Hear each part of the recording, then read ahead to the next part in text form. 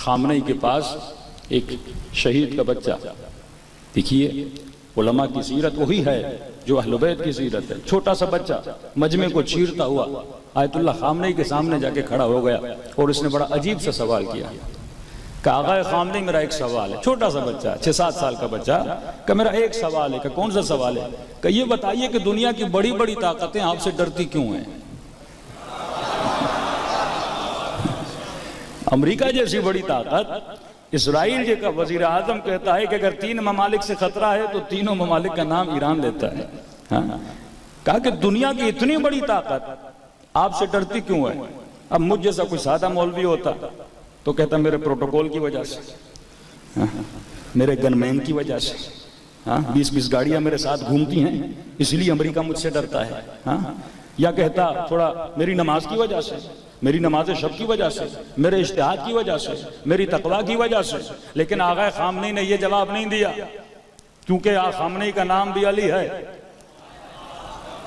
और ये अमल भी सीरत अली पर करने वाले हैं कि कभी भी ये मत समझो कि कायनात में असर है तो तेरी जात की वजह से है, कायनात में अगर एहतराम है तो तेरे जात की वजह से है। जो लोगों के दिलों में अपनी मोहब्बत दुनियावी असबाब की वजह से पैदा करना चाहते हैं कि मसलन हमने बड़ा प्रोटोकॉल रख लिया तो लोग हमारी इज्जत करेंगे, बड़ी गाड़ियां रख ली तो लोग हमारी इज्जत करेंगे, ज्यादा माल आ गया तो लोग हमारी इज्जत करेंगे, बड़ा घर बना लिया तो लोग हमारी इज्जत करेंगे, तो जब ये चीजें चली जाएंगी तो लोग भी तेरी इज्जत नहीं करेंगे। ऐसी चीज की वजह से अपनी इज्जत बना जिसको अल्लाह ने बका अता की है। तो आगा खामनेई ने सिंपल सा जवाब दिया कि मेरे लाल दुनिया हमसे इसलिए डरती है क्योंकि हम खुदा से डरते हैं। भाई तुम किसी को असलहे से डराओगे, कल असला नहीं वो तुझे मार देगा। तुम किसी को माल से डराओगे, तुम किसी को वर्दी से डराओगे, तुम किसी को अपनी पौध से डराओगे, कल नहीं है वो खत्म हो जाएगी। लेकिन अगर तेरे दिल में खौफ खुदा है, अगर तू खुदा से डरता है, तो वक्त का हाकिम भी कहता है कि चौथे इमाम का जमाना है, कहता है कि मैं हजर अस्वद को चूमना चाहता था लेकिन लोगों का इतना रश, बादशाह है, जाओ हशम है, लेकिन कोई मुझे बारी नहीं दे रहा कि मैं हजर अस्वद का बोझ दूं। अचानक से मैंने देखा कि लोगों ने सफों को खोलना शुरू कर दिया। एक शख्स है बड़े सादे लिबास में है, चेहरा नूरानी है, माथे पे सजदों के निशान है, ये सफों को चीरता हुआ जाता है और लोग इसे जगा देते हैं, हजर अस्वद को चूम के वापस चला जाता है। ये परेशान होकर पूछता मैं बादशाह, मुझे कोई जगह नहीं दे रहा, ये कौन है? कहा ये वो है जिसने उसको अपना बादशाह समझा है। हाँ? जिसने अपने दिल में खौफ खुदा को उजागर किया है। वह तो इज्जु मन तशा व तुज़िल्लु मन तशा, तुझे इज्जत देने वाला परवरदिगार आलम है, दुनिया वाले तुझे इज्जत नहीं देते। तो ऐ इंसान अपनी इज्जत बना, अल्लाह के दरबार में इज्जत बना कर, दुनिया के असबाब के जरिए से अपनी इज्जत को न बना। और ये अकीदा कब बनता है? जब इंसान की तौहीद का अकीदा मजबूत हो जाता है। अपने रब को पहचान, अल्लज़ीना यतफक्करूना फी खल्क़िस समावाति वल अर्ज़, मेरे कुछ ऐसे बंदे हैं जो जमीन और आसमान की खिलकत में फिक्र करते हैं, और जब फिक्र करते हैं तो मैं इन्हें नतीजा देता हूं। इनके दिल में तौहीद मजबूत होती है, और जिस बंदे की तौहीद मजबूत हो जाए वो सर कलम भी करवा देता है लेकिन अल्लाह की नाफरमानी नहीं करता।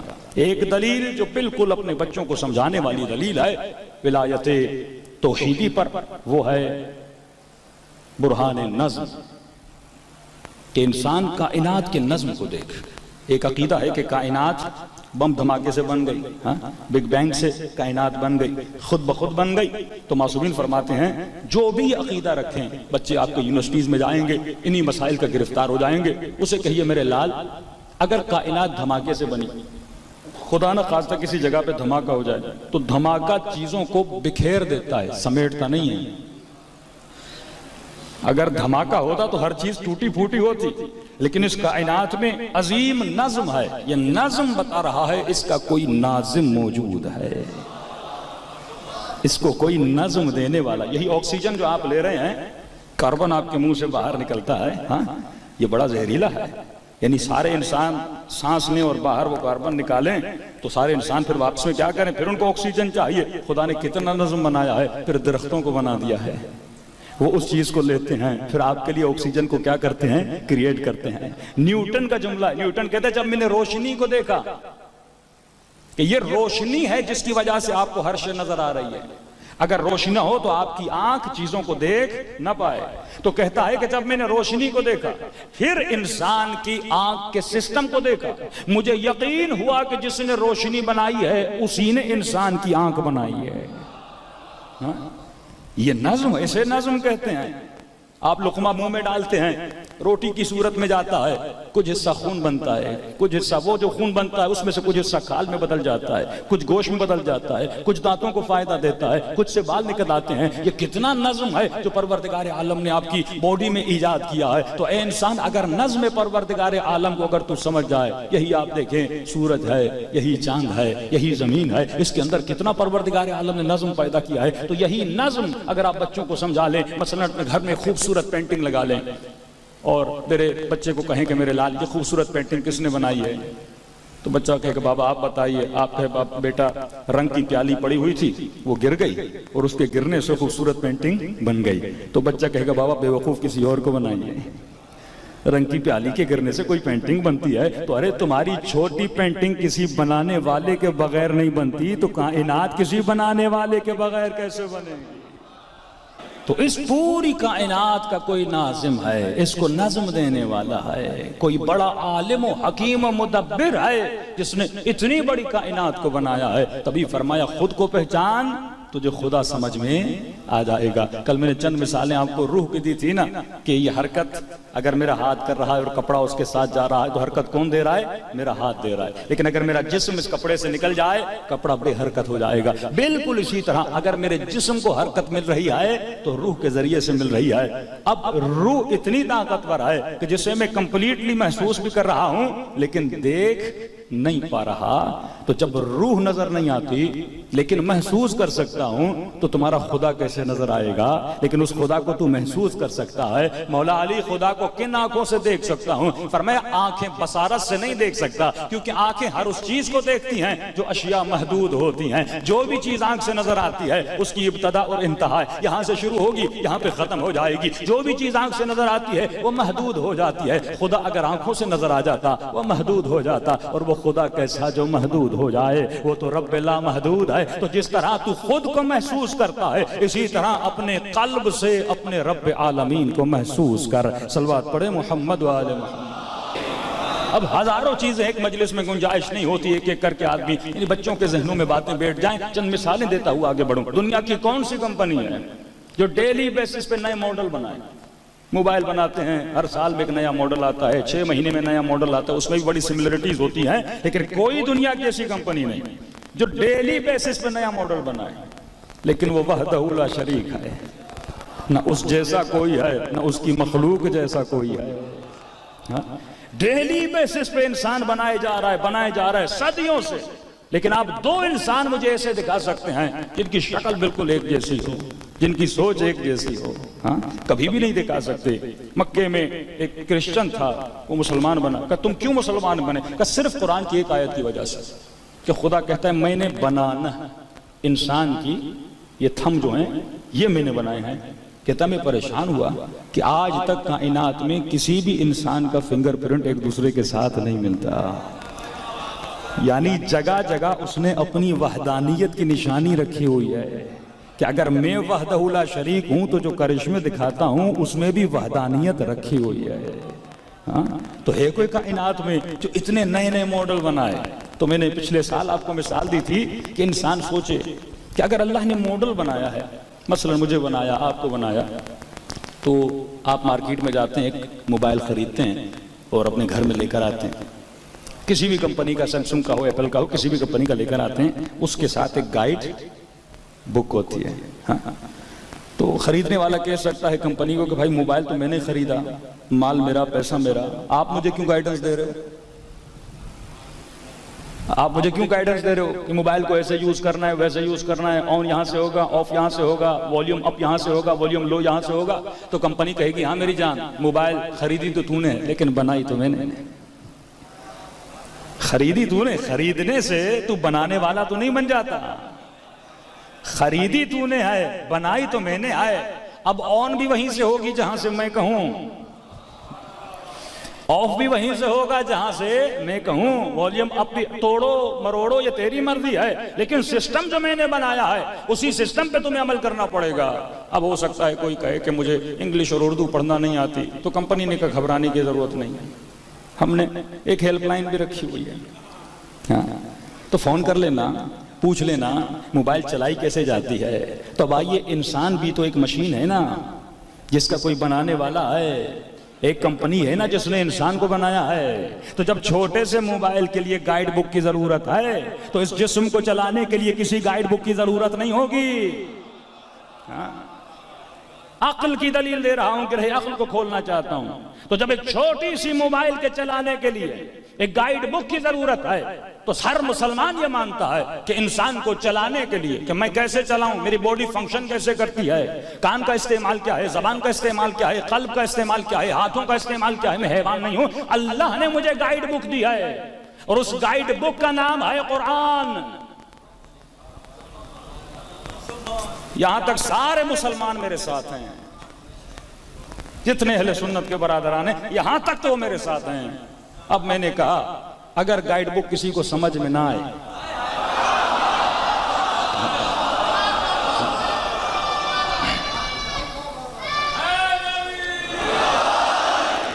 अगर कोई अक्लानी जवाब हो तो मुझे दीजिए। अगर गाइड बुक किसी को समझ में ना आए, यहां तक तो साथ है, हाँ भाई गाइड बुक दी है कि कुरान पढ़ो और सीखो जिंदगी कैसे गुजारनी है। लेकिन जिस तरह आम कंपनी गाइड बुक दे, किसी को इंग्लिश नहीं आती, किसी को उर्दू नहीं आती, किसी को ज्यादा पता नहीं, वो बेचारा चाहता है कि समझे, तो कंपनी ने रखी है हेल्पलाइन। तो आए खुदा, अगर मुझे तेरी गाइड बुक समझ में ना आए तो अल्लाह कहते घबराना नहीं, मैंने भी तेरे लिए 12 हेल्पलाइनें जो रखी हुई हैं, मैंने तुम्हारे लिए 12 हेल्पलाइनें रखी हुई हैं। तो एक हमारा मुस्लिम भाई उठा और उसने कहा मौलाना बातें तो आपने अच्छी की, अगर गाइड बुक भी है, मैंने कहा है, का हेल्पलाइन भी है, मैंने कहा है, का फिर सब कुछ है तो लोग गुमराह क्यों हैं? सब कुछ है तो फिर 73 फिरके क्यों हैं? मैंने कहा अगर हेल्पलाइन हो सैमसंग की और तुम नंबर मिलाओ एप्पल का, तो मेरे भाई अगर मोबाइल का नंबर 0300 है, एक नंबर भी इधर से उधर हो जाए तो फोन कॉल नहीं लगता, और तुम पहले को चौथे पे रखोगे, नंबर कैसे मिलेगा? मैंने कोई हदीस नहीं पढ़ी, अक्लानी बातें हैं कि अगर गलत नंबर मिलाओगे तो गलत कंपनी डायल हो जाएगी, और फिर जब गलत नंबर मिल जाता है तो जवाब यह आता है मसला बेटी से पूछ के आता हूं। नबी फरमा कर गए अना मदीनतुल इल्म, मैं इंफॉर्मेशन का शहर हूं, कायनात का सारा डेटा मेरे पास है। वह अलीयुन बाबुहा, और इस इंफॉर्मेशन की जगह कहीं से तुझे मिलेगी तो उसका दरवाजा अली इब्न अबी तालिब है। तो उम्मत अगर गुमराह हुई है, उम्मत ने गाइड बुक को तो लिया है, लेकिन हेल्पलाइनें उम्मत ने बदल दी हैं। और फरमाया है कौम, अगर तुझे हिदायत मिलेगी 3 विलायतें तेरी साथ होनी चाहिए। तो इंसान अक्ल से मानता है कि अल्लाह ने जिस्म दिया है, तो ऐ जवान रुजू तुझे गाइड बुक की तरफ करना है, किसी ऐरे गैरे के पास नहीं जाना। ये जिस्म अल्लाह ने दिया है, बताएगा भी वो कि इस जिस्म को चलाना कैसे आए। तो अगर तौहीद मजबूत हो जाए तो इंसान का अमल भी मजबूत हो जाए।